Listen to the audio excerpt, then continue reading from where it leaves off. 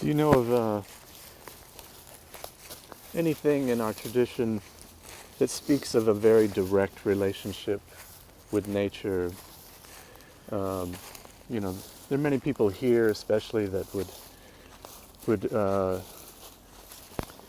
like to discover or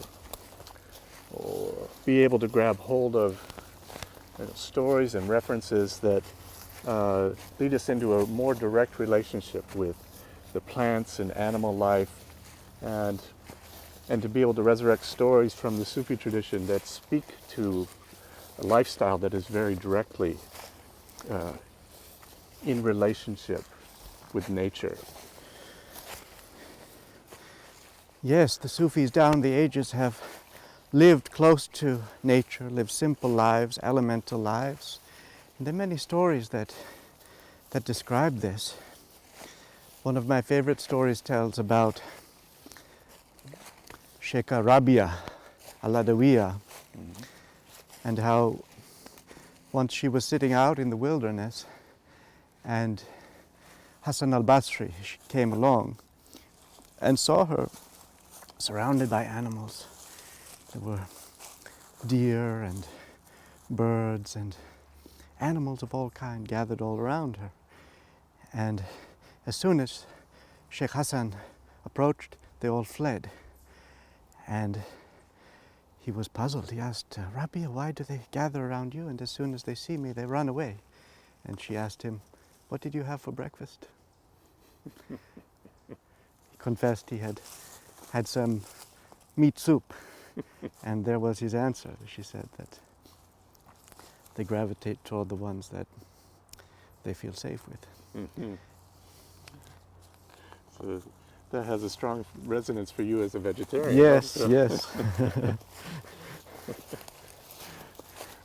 It made me think of that beautiful picture that Nizami makes of Majnun in the wilderness with the animals all around him, and he's almost like, he almost seems like Shiva in the form of Pashupati, the lord of animals, where they all settle around him in his absorption. Exactly. And he's seated under a willow tree, the way that the Buddha used to sit under a banyan tree, and Abraham used to sit under an oak tree. Many great beings used to sit under a particular tree. Mm-hmm. For Majnun, it was the willow tree, which is known to this day in Iran as Bidi Majnun, the willow of Majnun. My grandfather himself had a special tree that he used to sit under, which was an apricot tree. And after he left the world, it died. But some very kind person in recent years passed over to me a slice of the trunk of that apricot tree.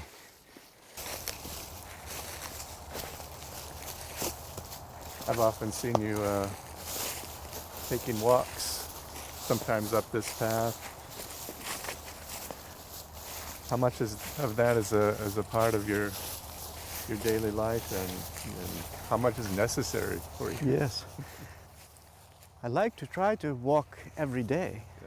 Yeah. I don't always have that chance, but especially in the colder months, my schedule is less, and I'm able every morning to go out. There aren't so many people around, not so many bugs around anymore. And winter is a time that a lot of people flee from the Northeast, but it's my favorite time here because it's so quiet. Mm-hmm. One feels the trees are all silent witnesses in the forest. You can really recognize that each of them stands vigil and holds the space around them.